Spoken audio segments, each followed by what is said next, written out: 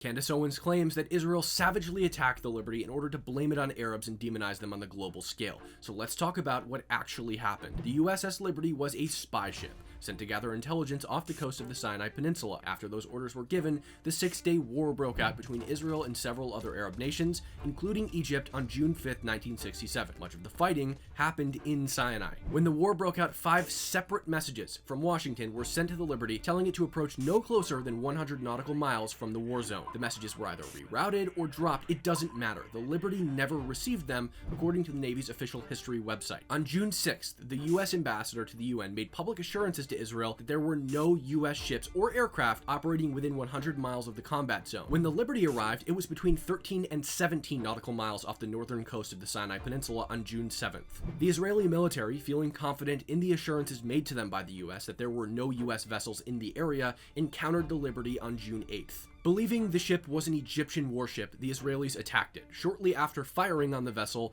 an Israeli air controller became concerned that they might have hit an American ship. That fear was soon replaced with the fear that it may have been a Soviet ship. Panic set in within the Israeli chain of command. After the ship had been engaged, Israeli torpedo motorboats flashed AA with handheld lamps. This was the international signal for identify yourself. Reports indicate the Liberty responded by flashing AA back, which had been previously seen from Egyptian destroyers. As they approached, the Liberty opened fire under the orders of the ship's commanding officer. He immediately changed that order when he saw an Israeli flag on one of the motorboats. But the Liberty at this point had poor communication and rounds were fired by both sides. 25 people were killed, and once the ship was positively identified as Americans, Israeli forces tried to help rescue the crew but were denied due to the sensitive nature of the spy ship. Israel publicly apologized for the tragedy and paid millions of dollars in restitution to the victims and the victims' families. Now, 57 years later, the US Navy formally takes a large portion of the responsibility for the tragedy.